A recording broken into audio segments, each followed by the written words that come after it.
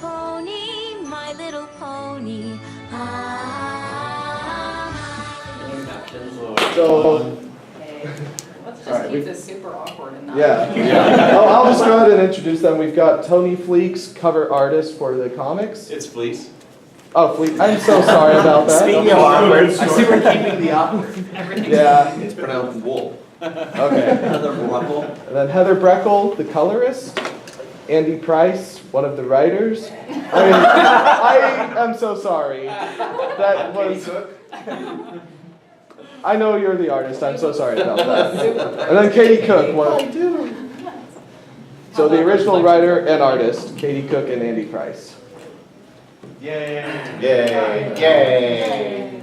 So to start us off. What? Yeah. To start us off, I've got a cat-related question. Kat's is grown to about 14 pounds, you know. She needs to lose a little bit to get in that nice healthy body range. Any advice on how to make the cat exercise? How old is the cat? 1 year, 4 months, or a year and a half. That's borderline obese for a cat that age. Yeah. Actually, We're cutting her too food fast. intake. Is Well, it fat or is it just big? You know, she's borderline. I mean, she's heavy. Okay, what do you feed her? Standard cat food. What is standard cat food? Come on. No, Wet food or dry food? Dry. Take her off the dry food entirely. There it is. Dry food, for one thing, is not nearly as good as wet food, particularly for felines. Felines, unlike canines, must have meat in their diet. This is what comics are about, Katie. I recommend Blue Buffalo Wilderness I think we Blend actually because had them on Blue Buffalo. there's no and carbs in it. And don't leave food down. I would recommend a dog instead. No. I would personally recommend cats love to be put on leashes and go for There you go. jogs. Yeah. Oh, yes, yes they do. It will work out Especially if super you're on a well. bike. Yeah. They'll just lay down the whole time. But yeah, get them off the dry food. Like they'll walk like Cats are this cats because are they really think great there's on something ellipticals. else. Also get him walking on a treadmill. Have you seen you can get cat wheels like hamster wheels? They're very expensive, but you can get them. I need to get like 10 of them. For Bowser. Yeah, Bowser's fat. He needs to lose weight. Is he 14 pounds? Does anyone have another cat? Well, he's older. So we're here to talk about the new book that Katie and I are doing. We are reviving the Golden Girls. Golden Girls comic. Golden Girls. Now Dead Bronycon. You heard it. You heard it. We're Here starting with first. the Blanche miniseries. She's the best. She's super cool. She's the trampiest. Yes, she's the trampiest. Although I always thought Sophia probably got her For every 100 covers your comic shop orders, you get a variant cover drawn by Betty White. Very nice. I look forward She's to terrible. all the earth tones and flower patterns. I lot get of the color on palm that. trees. All the Miami Motifs. pastels, yes. It'll look really nice. Only questions? Let's You do like it. this? This is our life. It's a lot like the things I text Andy. Yes. So I do a Golden Girls comic. We can, Plan for it. Well, Betty White's really popular right now. I This mean, stuff- it well, would be like printing yeah. money. I don't know if that's true. Everyone loves Betty White. Yeah, but then Printing love her money $4. with Betty They love White's her like picture on you it. say on Twitter, like I love Betty White. That's free. You don't have to go pay anything to love Betty White. Unless you want to. Yeah, if you really love Betty White, okay. Wow. Wow, this spiraled fast. Hey, we've got 5 minutes yet. Yeah. Yeah. All right. We're getting a warning. What are we doing? Stop talking about Golden Girls. Can we just talk about reflections and get this over with? Like, so what about my God damn fanfic? Why didn't you fit my fanfic? And thick. All right, let's take some real questions. We'll be good. Okay, so how much grief have you received from people who ship Discord and Celestia after that one arc? On Twitter, I tend to get a lot of people that were like, "This is a terrible pairing." I have been called many nasty names, which are not appropriate to be recorded. Somebody today brought one of the guest posters by for her to sign with everybody's OCs on it, and they had written across her face, "Monster." And one person told me, because a few weeks ago a lightning storm struck a tree in my yard, and a 169-foot tall tree fell in my garage. And they told me that was ordained by God because of what I did to Celestia. And then they went on to quote the Bible. So much hatred over ponies. And I'm showing my husband, he's like, I thought friendship was magic. That's my mantra. This Yeah. is getting serious. Friendship is magic, but apparently it inspires hatred. But, and then there's a lot of people that say, well, you can't take criticism. I can take constructive criticism. I do not take, well, being called a fat cunt. Oh, Or being told that I should have my children taken away Yeah. because I'm so untalented. Or, I don't like what was the name of the group? On 4chan? That, You're already in dark territory. Well, yeah. You can go downhill from I here. think we just. We can take constructive criticism as long as it's not coming from a group called the Clopper Collective. Clopper's Closet, that was it, Clopper's Closet. Although it did, one of my They had some favorite good things points. that I've ever noticed is some people that hate Andy and I call us the cock-piss team. So I came up with a bad name for Tony, and it's gonna be Fleekle. And nobody hates Heather, so she just gets to eat breakfast, because everybody loves breakfast. I mean, especially Walter White's son, so. Oh, he loves it. It's weird, with the recent arc, we either get glorious angelic praise, or we're scouting the bell towers for rifles. And it is super not nice to tag me on Twitter and call me fat and mean names. This is not high school. Make it constructive. Yeah. It's weird, I mean, I understand people can get possessive of the fan fiction that they've written, or fan theories, or whatever, but let's all keep it in perspective that this is a cartoon about pastel talking ponies. And bullying me is so not cool. I got over that in high school. I was captain of the Quiz Bowl team. I have been treated like crap enough in my life. I played Magic the Gathering every morning, and I wore flannel oversized shirts with tights and turtlenecks. It was a bad time in my life. And then did you go play D&D afterwards? No, I was part of a Scrabble league. So why go for the alternate universe take, you know, 'cause, I mean, that always struck me as a little odd, is, you know, taking alternate universe as a concept and using it for a romance story, since it's. Well, I mean, alternate universes is kind of a, It's a hallmark. it's kind of a It's such a hallmark big of comics. sandbox, it just sounded Right. a little, And now, one dangerous thing about doing an alternate universe is there is no possible way you can answer everybody's questions, because you've just opened up a universe. But it also opens up the idea for other stories. So there's possibility we might see it again, you never know. But I think with that, it was the option of going someplace that the show hasn't gone, so a little bit more exploratory.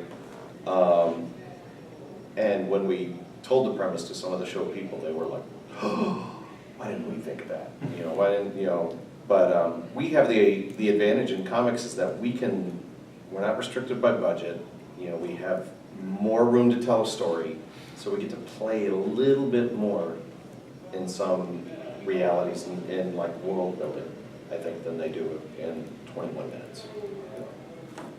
So, I have no idea if that answered your question. sort of. This game. Yeah, I did not know that there was an artist and a colorist. Like, I'm a fan of the comics, I didn't know that there was both. But like, what's the interaction like between you two? Like, do you work closely knit? Like, one thing that comes to mind is the panel, like when they were first going to the other world, and it was all the trippy colors and stuff. Were you like, color this really trippy, or did you just take that and go with it? Sometimes I tell Heather, like, go nuts. Yeah. You Yeah, I know? think that was one of the cases. You were just like, make it It's weird. like, And I was make it like, as weird as you alright. can, you know. With comics, it's all done in stages. You know, there's a writer, there's an artist. Typically, there's a penciler and an inker, but I do both because I'm vain. And you can take the pay cut. And I couldn't take the pay cut. And then Heather gets it, and I berate her with, no, color it like this, color it like this. No, see this dot? It should match this dot, because that's crucial to the story. You honestly, compared to some people, you have not been that bad. It's like, I've had people that give me novels. You've been moderate. You've been moderate. Yeah, it's like, I mean, you're reasonable. You can be more annoying. That's exactly what I'm Well, I'm always. Let's put you on the spot. Who is easier to work with? Uh-oh. Honestly, it would probably Tony. Yeah! Because the most, like, Tony will tell me, this is this pony. And that's about it, unless it's like, or this is nighttime. And So you write down, Tony is better than Andy Price. That's your headline. Well, if you Great. And It's that's gonna be smaller, unquestioned at anyway. giving notes to colors. probably the easiest altogether so far has been Ben Bates. He doesn't give me any notes. He's just like, do whatever. And I'm like, okay. I can do that. So how's the fan reaction been to turning Lyra into an alicorn? It's been awesome. Well, it's like, I mean, I know there's people that have been pissy, but most people have been really cool about it. They were like cracking up about it. And I was like, it looks like Lyra. So I colored as Lyra, and it was totally a mistake Tony made. And I didn't think about pointing it out. Wait, throw him under the bus. Yeah, thank you. Well, I thought it end was up drawing like 2 or 3 pages a day, sometimes when deadlines get screwed up, and somehow I just drew one out. I would never just draw a random alicorn, because it seems like there's a story there, right? But this one just came out, and somehow it had Lyra's hair, and somehow it got colored like Lyra. So these things happen. Also,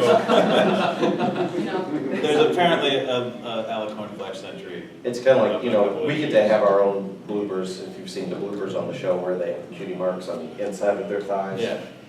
Or, Rarity. what is it in the premiere episode where Big Mac has Twilight Sparkle's cutie mark, you know? But there's the first arc, Rainbow Dash is missing her wings a lot. You gotta bring that up every time, it's been 2 years. A lot of people were 2 mad years about ago. that. It was, If I anyone's don't gonna be know. super offended about being an Earth pony, it's Rainbow Dash. I don't know what happened, but in like 4 panels, Rainbow Dash has no wings.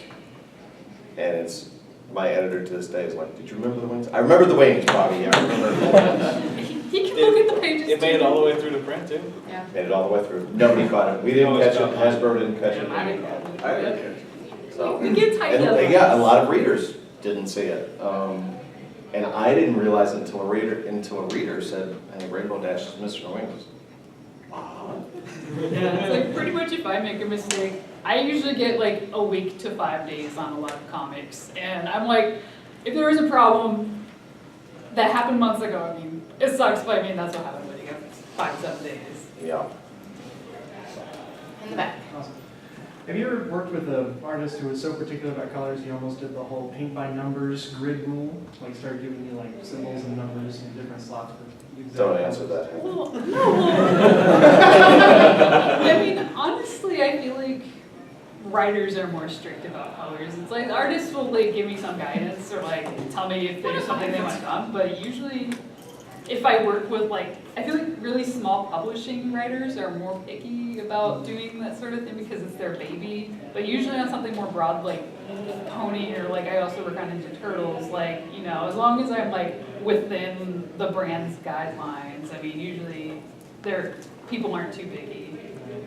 And then whose idea was it the black and red costume for alternate Luna? Was that just a knock at some of the terrible OCs, or was that just... Not to begin with, Okay. but then when that when that realization came through, I was like, He's stuck in that line Yeah, of that's my Rarity fault. going, you call that original? But no, the red was, it actually came from, I like the old Scooby-Doo bats that for some reason were red. Oh, that's right. Yeah. And so when I gave her the bat theme, and it also goes well with the Christopher Lee red cape Dracula kind of thing, it just fit with her. But then when I really looked at her, I was like, man, that's a bad OC. Did you guys actually develop a backstory for why they were evil, or is that sort of one of those may tell someday, but is left open to explore options? I think that's one of those things that wins. never know. If you want more death Yeah. threats. Because we had a ball doing evil Celestia and evil Luna. And she was just kind of nasty until the last issue, and then you're like, oh, God. That one page, I was like, damn. Just tried to kill her Yeah. sister. I was surprised we got to do that. And I was Hasbro would be like, no. Yeah, I did the pencils, and I did the inks, and I'm waiting, and I'm like, I'm waiting for the word, Hasbro. I know it's coming. It's okay.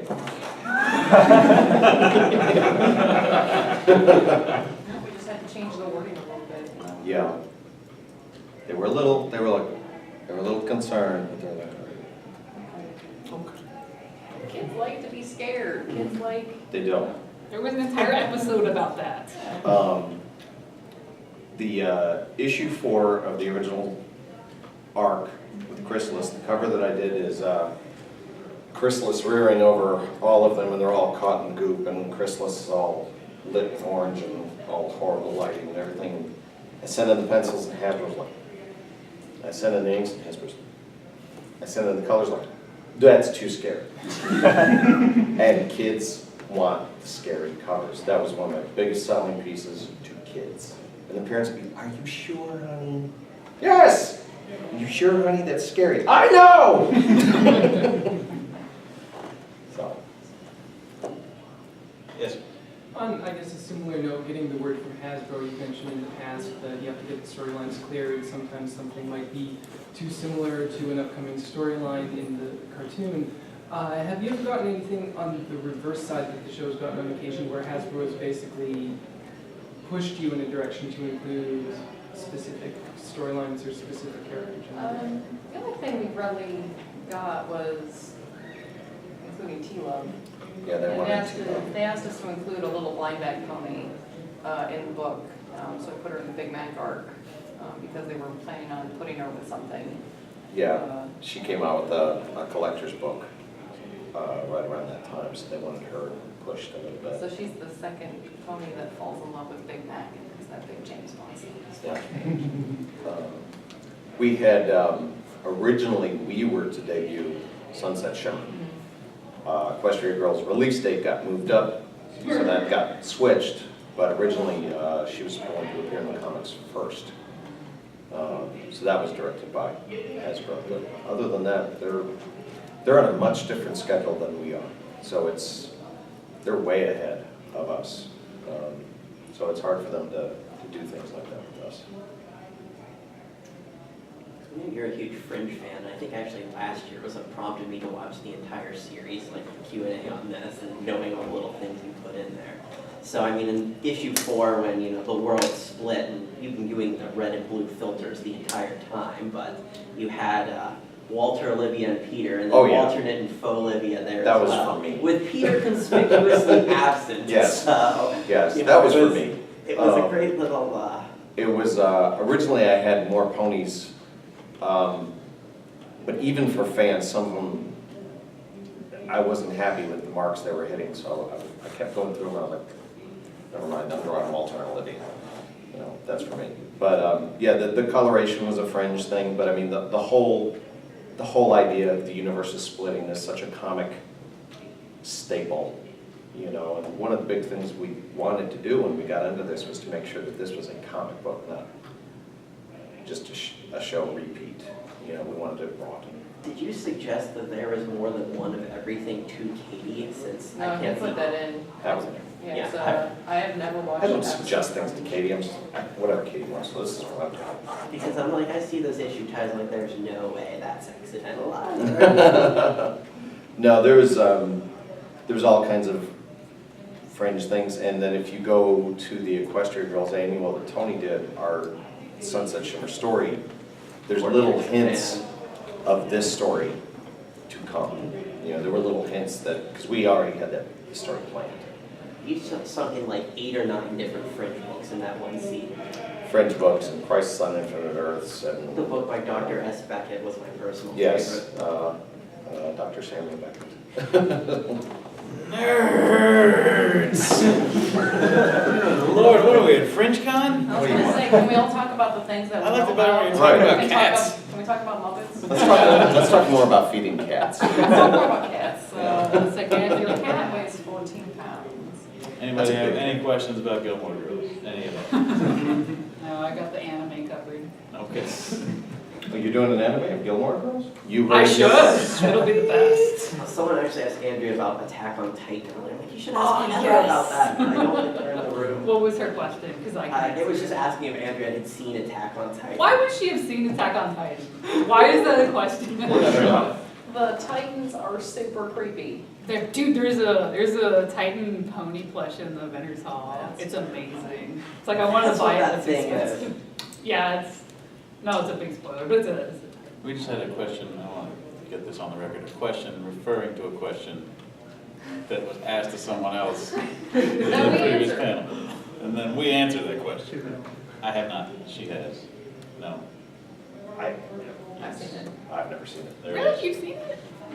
Awesome. I know what the I teams have are. I have a hoodie that has the logo on it. Somebody gave me at San Diego, and it shed all over my Harry Potter shirt. Are there any questions So everybody about knows, it's really upsetting. My Little Pony Micro Series number 4 at all?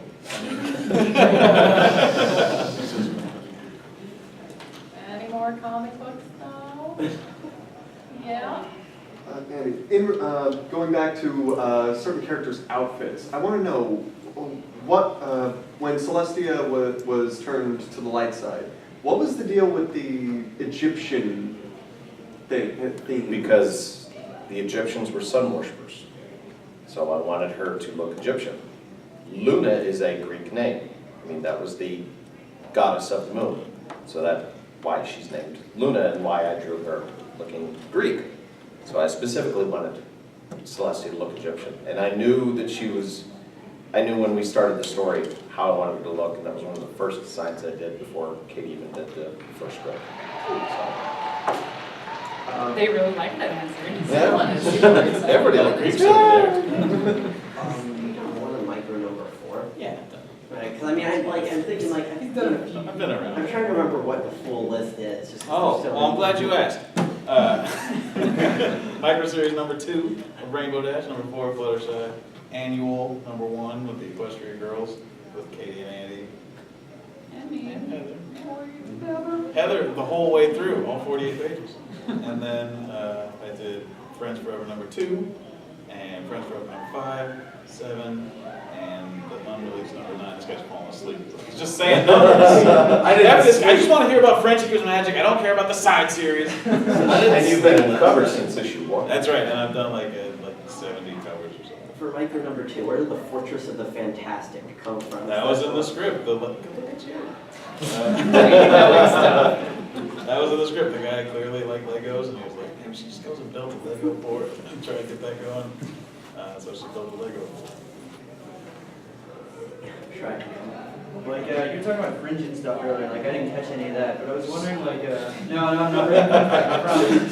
But, like, there were, like, any times you tried to put, like, a reference to something in, and Hasbro was like, no. Like, I know you got, like, Mabel Pond Bunny in there. But never said no. They just let it all pass? No. They're not, it doesn't bother them. You know, when we do, even when I did, you know, even as heavy as I did the Fringe reference, it wasn't something where, like, if you've not seen Fringe, you're not going to know what's going on. I try to do it tertiary. Yeah, like, I didn't notice it. You know, and you didn't have to. Yeah. But, you know, I've had the Blues Brothers in there. I've had Magnum PI in there. Donald Sutherland. Katie's done writing references to Roadhouse. Which is a super good movie. It's on USA like Oh, every wait a Saturday. minute. We did have one taken out. Poindexter. To the movie Some Like It Hot. At the end of yeah. At the end of it, I was gonna have Lance Thrasher leading Poindexter, who was in drag, off to the dance floor, and he's like, "But I'm a stallion," and he was gonna say, "No one's perfect." Hasbro was like. Oh, that was Bobby. It didn't even make it to Hasbro. But I knew that was a bad license, Yeah. so I should not have done that. I was surprised at what all we got away with in the Bookworm one, because there was some blatant references in there. We had like Voldemort and we had like a bunch of like Marvel properties, and I was like, oh, Disney's gonna say something. As far as I know, they don't care. Well, a lot of it is, I mean, it's parody. Yeah. You know, it's the same way that Weird Al does songs that he does and things like that. So it's all just parody. It's all good-natured fun. For the CMC and Discord, then Yes. for when they're, bouncing, you've got the star track and so forth, were all of those in the script, or did you have any, especially when they were doing the rapid splash panels, that were pure to you? The one where I was just banging through all the different realities, that was all in the script, but as far as like where the detail went, that's organic. Like the one where they're superheroes, it was up to me to decide like what kind of superheroes the Cutie Mark Crusaders would be. And the one where they're like getting yelled at by a police chief, you have to like make up the police chief, and I decided like, well, Scooby would probably be like actual police, so I gave back a Detroit Lions. Oh, you're not gonna fall for the banana in the tailpipe? I'm not gonna fall for the banana tailpipe. So was Sweetie Bot a deliberate shout out there? Yeah, well, see, I don't know anything about like fan or fan fiction or anything. Like I watch the show and I draw the comics, and that's sort of as far as I go. But I have a Brony insider who, when I have questions like that, where I go like, "What would you guys like to see for superhero Cutie Mark Crusaders?" And then he goes and he scours the internet and comes back and says like, "Scrooge and He's in a trench coat. Yeah. How about this guy in the back here? Okay. So there's been all the different covers and variants and all that great exclusive stuff. Which covers are your personal favorites that have been released out? Tony, you've done the most. What's your favorite? It's nobody else's favorite except mine. It's this one for the Spike and Celestia micro series that is just Celestia standing in the snow and Spike is pulling a bag up a mountain, and I just think it's really pretty. I just think it's the prettiest one I've done. And I did another one for that one that's like Gravity, where they're both in space and Spike's like reaching for her. That one I think I was really firing on all cylinders. Would that make Spike George Clooney? Yeah, he was dead already. Spoilers. Oh, he killed Spike. Oh, you're gonna get a tweet from him. Phone satellite, that's a joke, man. I know you're out there. There's a guy who is super sensitive about Spike. Oh, Yeah. God. Where is Spike? Why is he not on this page? Yeah, he like went on to everybody's DeviantArt page and just letting us know. Is he the same guy who just like goes after Megan McCarthy like day in and day out? Probably. Phone satellite, my man. I didn't say his name. Don't mess it. Well, he would know who you were talking Yeah. about. What's your favorite cover, Kate? My favorite cover is probably the one Andy did of them going into the Star Swirls library. Too bad the logo had to like cover up like all those really cool bottles up in the Yeah. ceiling. There's always something under the logo on my covers. Well, I won't say always, but almost always. There's something hidden under the logo, just because it drives me nuts to leave a big dead space on my artwork. And that logo is so damn big. I think my favorite cover, it might be the Celestia versus Celestia for issue 20. That might be my favorite. Either that one or the Chrysalis that Hasbro was afraid of. That's my favorite. My favorite Andy Bright cover is that cover. I also like your whole you just did. The whole one, yeah. One biceps. Who did the BotCon cover? That was you. Well, both Wait a of you minute, guys both of did. you guys did BotCon. Yeah, I did a Actually, Andy, Tony was the BotCons, whereas Katie did Atlanta Okay. Wizard BotCon. World. Oh, Is that what that was? If I had known it was for a Wizard World show. Oh, Wizard's World. Katie did the one with Starscream and Starscream Dash. and Dash. Yeah. I did the other ones. What about going off of that, maybe your least favorite cover that you've made? Maybe I should have changed that. All right, come back around. I hate them all so much.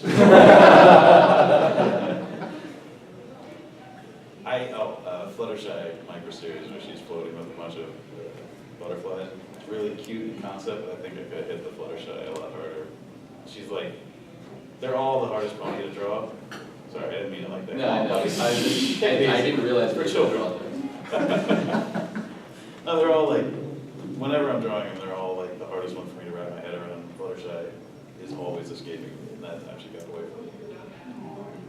That's So all right. sad I'll get it next time. sounds like Do you feel a like you've gotten plot better at drawing the ponies? Oh yeah, man. The first ponies I drew were awful.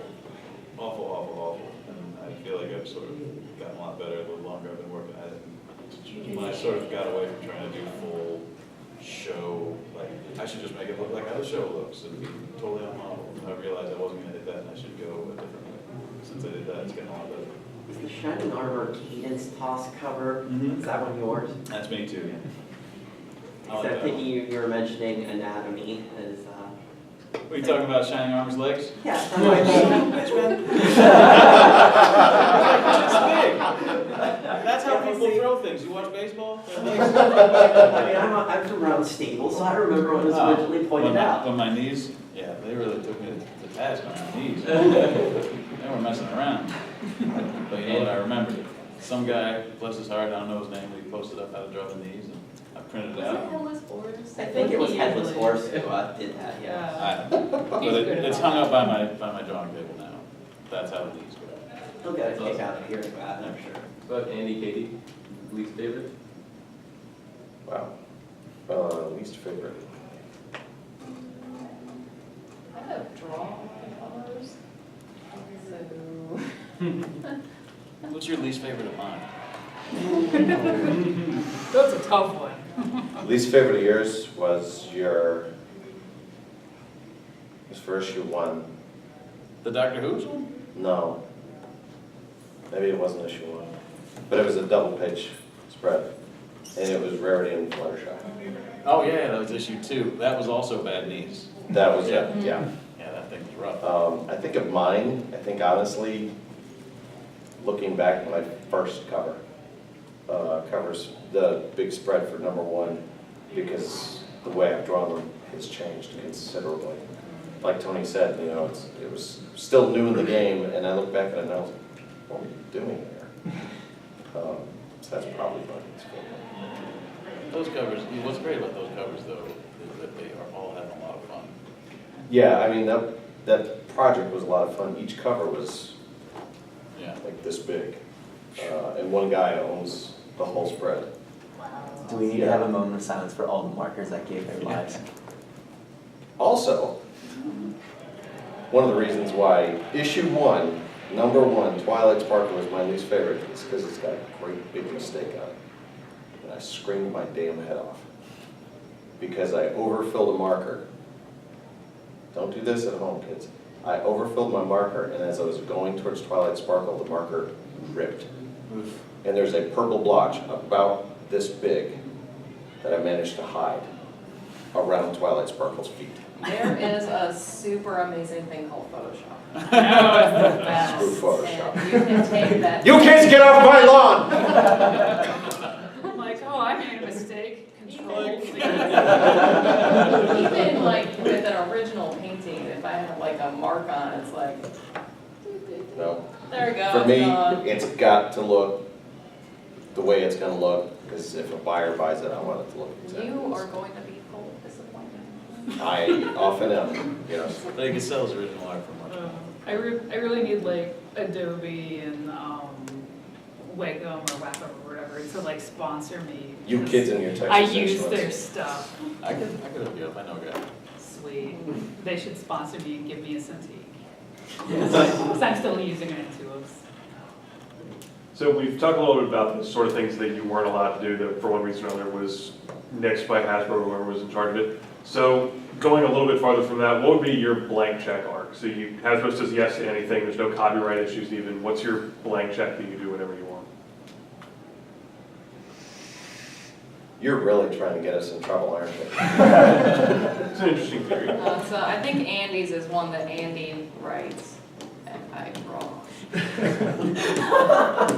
So he can torture. The 5-page spelled out spread. Yeah, this needs to have like Every page. Every single color. every color. She has to color that one too.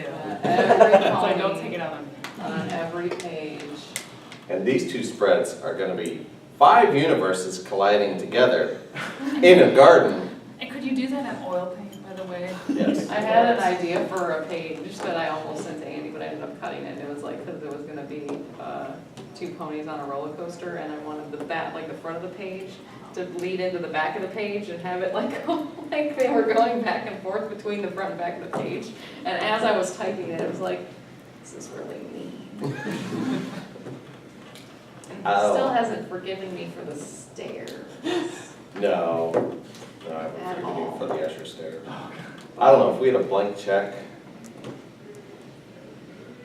I don't know. Because I'm not interested in doing stories that a kid can't read.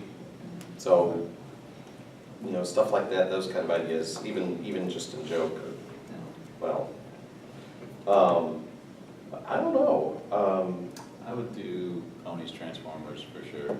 Like, I would hate it while it was going on because it would be so hard to draw, but I would just love, like, 20 years from now, when be at a comic convention and be like, that guy one time drew My Little Pony Transformers. Like, they did the Archie Punisher, and I'm sure every once in a while somebody walks by John Ray Jr. and Let's do like the My Little Pony X-Men crossover. Oh, yeah. You know, It's like, why hasn't Marvel let us do something like that? They keep doing pony covers. They I'm keep like, doing pony covers, why don't yeah. they have us do them? I want to do something for Marvel. It's not fair. Stay out of my wheelhouse. Now, I will tell you this, talking about things that we're not supposed to do, or things that get nixed, and things other people can do, whatever. And I want the world to explain this to me. Okay, how many of you people saw that Michael Bay Transformers travesty? Yeah. Okay, you should all be ashamed of yourselves first, but, okay. So you saw the scene where they have Rainbow Dash, and they turn her into an assault weapon, okay? In issue 19, was it? Hasbro said, you cannot say, I love you. You cannot say, I love you, that's too intense. Too intense an emotion. It's too intense an emotion, so you cannot say I love you. So, okay, we had to rewrite a scene. Even though we had done it in the previous issue. No, it's too intense. However, we can take Rainbow Dash and turn her into a killing machine. But no love, but kill, kill, kill. No love. Friendship is the one that's magic, though. Love is sort of often the, I'm not really sure what that is. But explain that to me.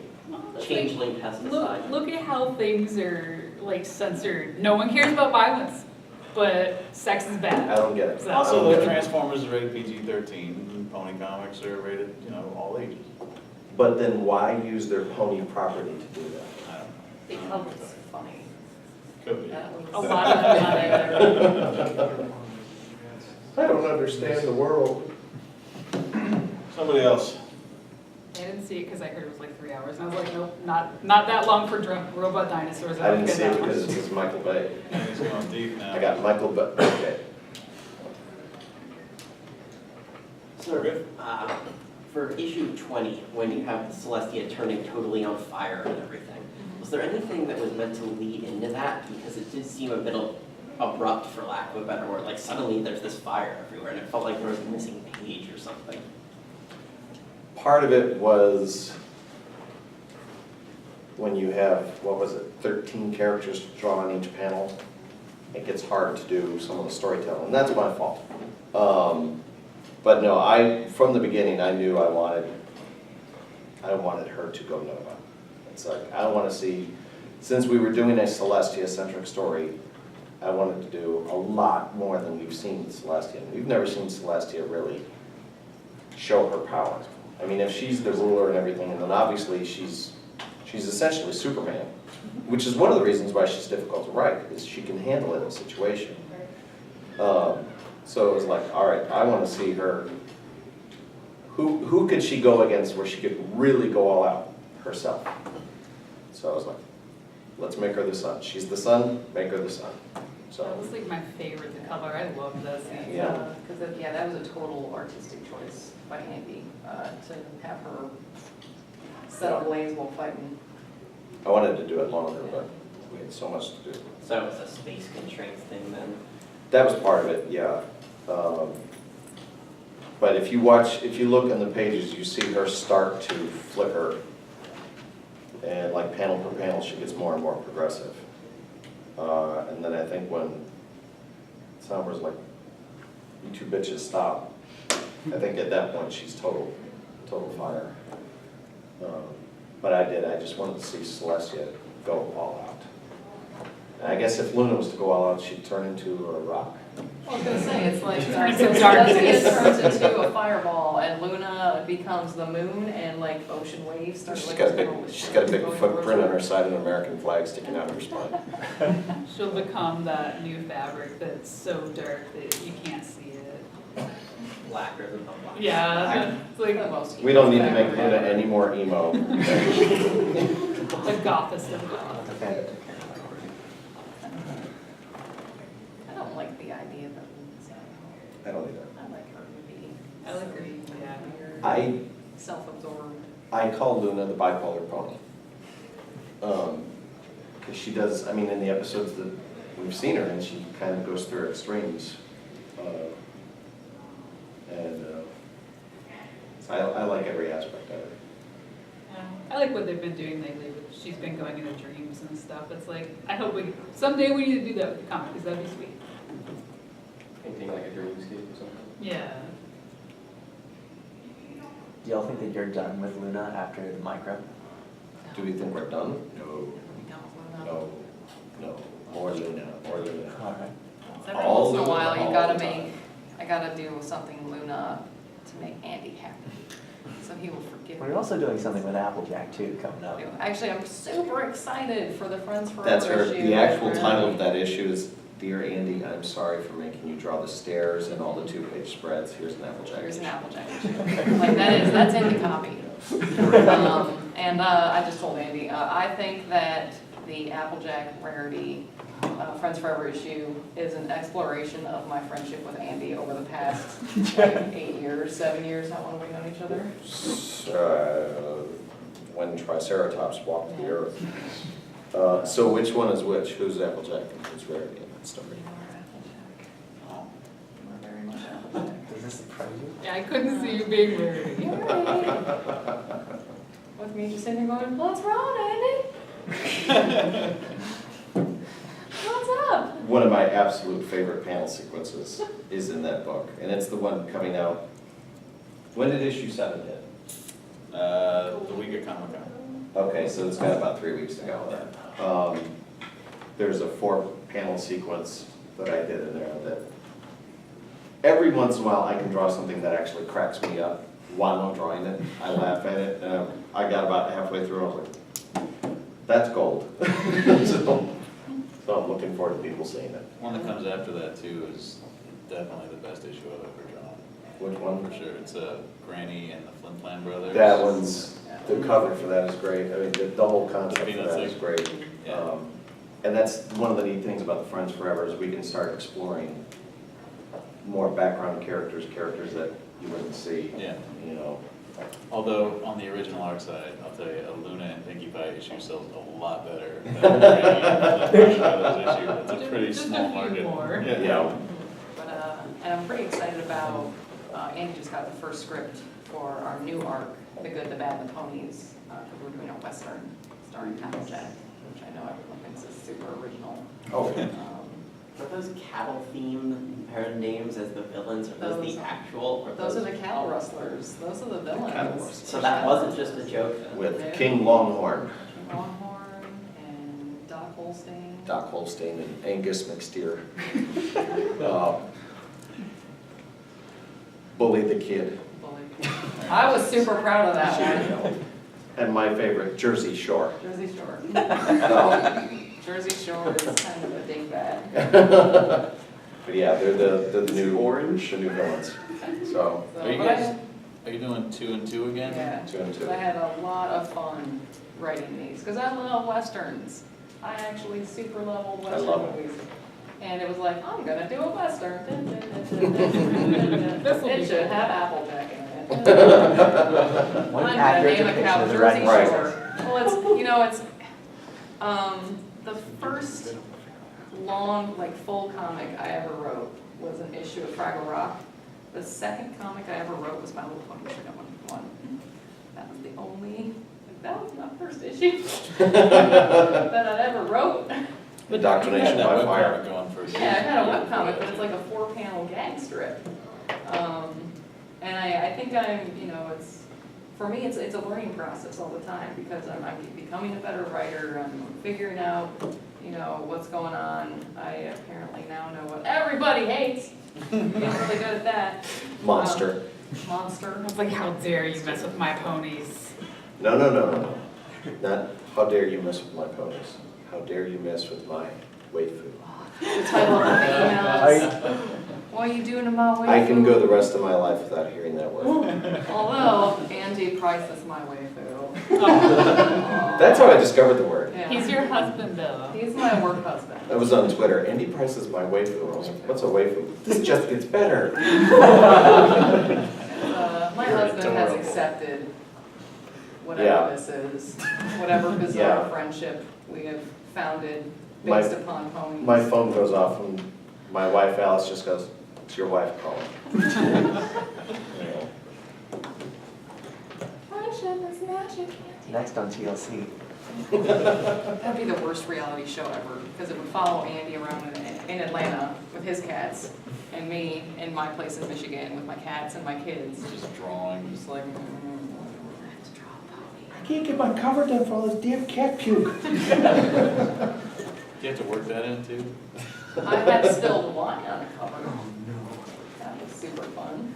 I've been lucky. I haven't had any, well, catastrophes I've had, like that big ink spot I managed to fix. There was one cover, issue 5, was Luna and Celestia back to back. It's all pretty and swirly and everything. This is day and night. And the issue was due the following morning, or the cover was due the following morning, and I was putting finishing touches on it. I had my airbrush out, and I'm working on it. And when you're with an airbrush, you don't dare breathe wrong.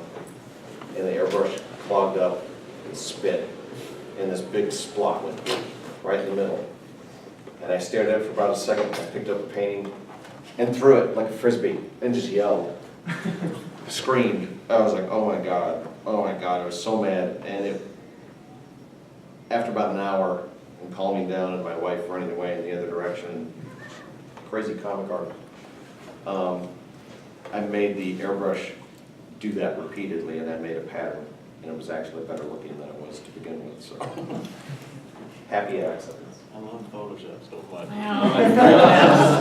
I was erasing. I threw an X-Acto into the opposite wall. I was erasing the last page of the last issue I drew, and I think it's 6 in the morning or something. I'm erasing, and I just went like this, and it's just crumpled the whole page up. I never cursed so hard in my whole life, and I've cursed like seriously, like excellently, and this was probably my best drawing ever. This is why I draw in Manga Studio. You've done that too, Andy. Hearing the stories about like working traditionally and like the accents that can happen is actually really interesting, like that spider story. And I'm curious if you have any more stories. I'll ask you that in a second, but I imagine working digitally, you don't have stories like that. Your computer's No, like, it's oh, the my computer best. crashed. I guess I'll go get Yeah. Well, automatic save. if you have a story like that digitally, you no longer have any artwork, Yeah, you know? much more. You see, I have a Carbonite subscription which auto backups everything I do. So I'm like, if something happens, it's in the cloud, so I'm like, whatever. And I always have it on a backup hard drive too. You So never I had just, a carbonate burst in flames? No? that would be crazy. And I also have Dropbox, so I mean, I'm covered in terms of many backups. Digitally, maybe you guys can take some notes. Sure. I'm joking, but I'm like half digital anyway, so like there's like a 5-hour window tops on a page, unless I did a 2-page spread last time, it was a 2-day page, but generally I got 5 hours where I can really screw something up really hard, and then the rest of the time is digital and I can fix it. I will color digitally on a color. Under protest. On a cover occasionally, and it's mainly a matter of how I approach the original, as to how I'm gonna color it. You did and that also on the Big timelines. Mac one, right? The Big Mac I did digitally, that was my first digital cover. And I'm damn slow when it comes to digital You colors. just I use a don't mouse know and this- stuff, like, No, I've got a tablet, Okay. but I don't know a lot of the tricks and shortcuts and everything, and I just overanalyze it too much. That's part of my problem is, infinite too many options. decisions. I'm the guy who stands in the line at McDonald's going, now what do I want? What do they have? It's McDonald's. Well, I'm glad you're like that, because it keeps me employed. But my problem with, if I draw digital, then I don't have an original to sell, Exactly. you know? It's like, I know Fiona Staples will be raking it in, but no. All her Fiona stuff's Staples is digital. raking it in, don't worry Yeah. about her. She's fine. Well, she'll be raking it even more. She'll be able to sell like a page of Saga for like $1 bajillion. She has 2 houses. Yeah. So, Heather, have you ever colored traditionally, or you only colored fusion? Oh, yeah, I mean, I went to like art school. I mean, I had to do oil painting and all that. And it's like, I mean, I'm doing my commissions in the artist alley, like in Parker, but I don't do traditional unless I have to now, because it's just, I'm just so used to digital now, and it makes my life so much easier. And I have cats, and they like, one of my cats, Bowser, likes to eat paper, so I can't leave paper around. I mean, so many comics I've gotten destroyed because there's just like bite marks all over them, and I'm just like, so. She's very, very fast digitally, so she's heading in the right direction, for Yeah. Um, Andy, I asked for a commission of you in your studio once, and you made sure to draw, I believe, your son as a weasel over your shoulder, saying, "Dad, that sucks." Oh, that was my littlest cat, Mina. Yeah. Cat, that sucks. Because my cats are always in my studio. And how many of you have animals? All right, so you understand, you talk for your animals. Yes, I'm one of those, but, you know, I'll be working on something and my cat comes in and I'll start talking for the cat and have a conversation, and my wife accepts this as normal. In fact, if I do. She accepts a lot, is what I'm learning well, in she this does, panel. she puts up with a lot. But if I talk as one of the cats aren't around, that's weird to her. She's like, okay, they're not here. Who's talking? Like, I live alone, so I have many conversations with my cats. I would be very sad if I didn't have them. It's weird. I do it.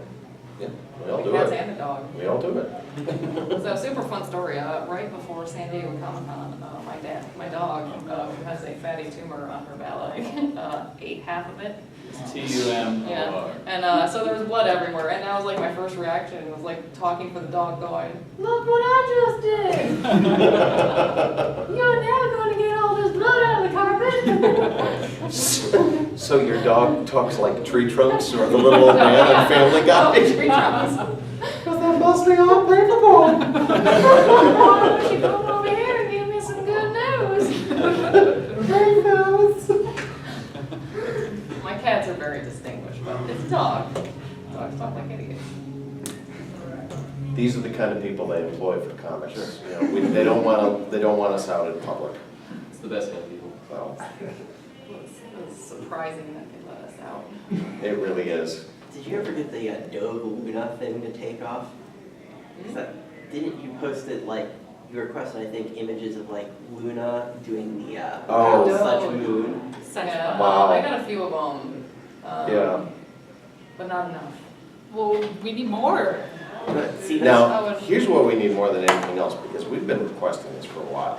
We want somebody to cosplay as Pinkie Pie in the Pinkie Pie costume. Yeah, so we need a Pinkie Pie in her awful Pinkie Pie costume. Yes. We also need people cosplaying as Flaxseed and Wheatgrass. You know, have you had your giant in front of the main event hall panel yet? Nope. That's where you should request it. Not yet. Sunday. Just throw it all out there. We're gonna have the pony monster truck wrap. I feel like we're gonna be all out of things to say by then. This is really covering all the bases. We've been dog tumors, his marriage. Overweight cats. Overweight cats. See, just pick the best of the best. Heather has from this. Carbonite, Dropbox, and what's the other one? I just use like a backup hard drive. Sure. External. Be smart. It's like, I know so many people that are stupid with digital. They're like, I was working at a comic page and my computer crashed. I'm like, and I was like, they were like, I lost 3 hours of work. I was like, you didn't save the entire time? Stupid. It's like, what about that? Why would you work that long without saving? How often does it auto-save for you? Oh, Creative Cloud does, I think. I mean, I usually save on my own anyways, but I mostly use Photoshop CS3, and I just pretty much save that for every major thing I do. So my power flickers a lot sometimes because I'm in a crappy apartment, and I never lose very much. I'm like, oh, I lost like a minute on that page. Who cares?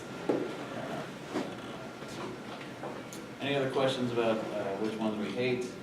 Everything. If you have something to share. Who's your least favorite pony, Tony? Not just to draw, but People just are your gonna least beat favorite us pony. up now. We reveal that information. They're gonna kill us anyway. I mean, like I said, we're looking for the rifles in the bell tower. My waifu!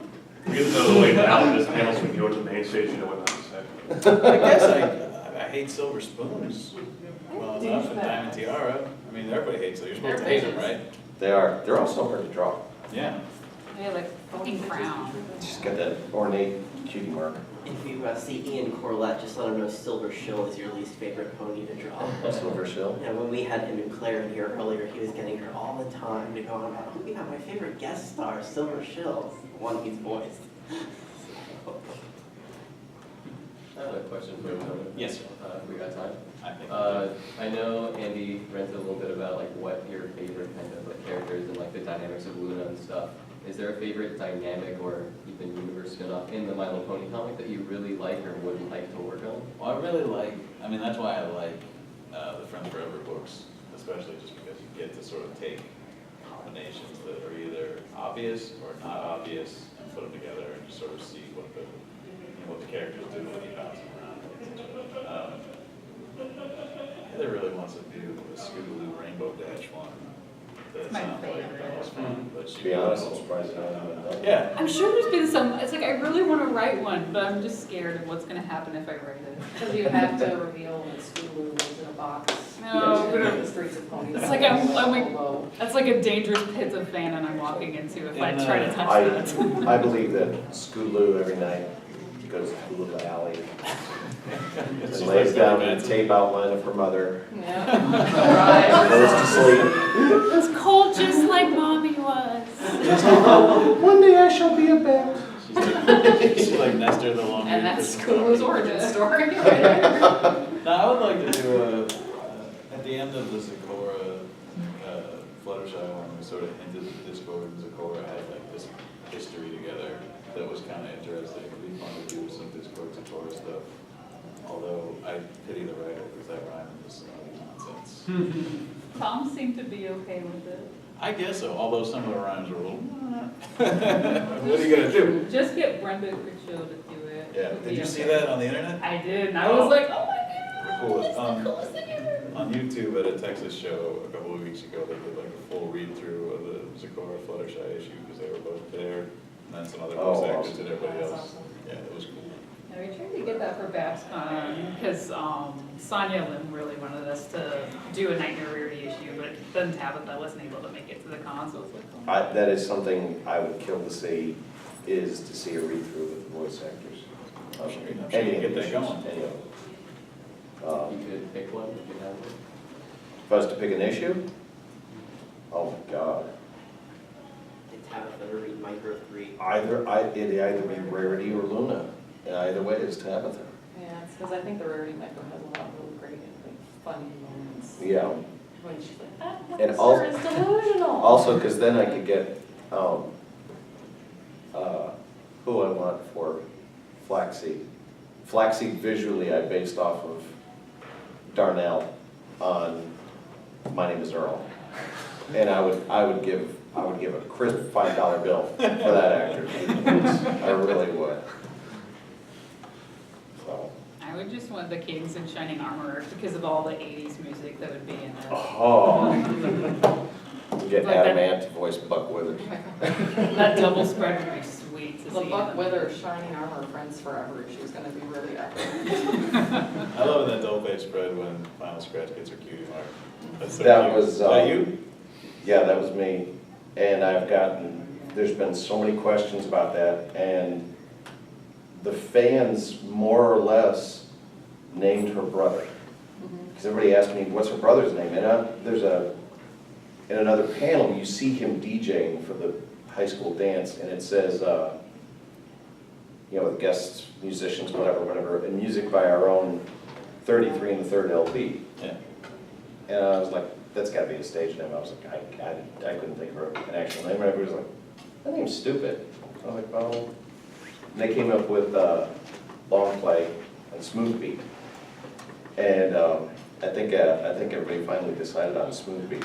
And I just thought that was kind of cool that they liked this one-shot character enough to run with it, because everybody loved the idea of Vinyl Scratch having an older brother. So that was a lot of fun.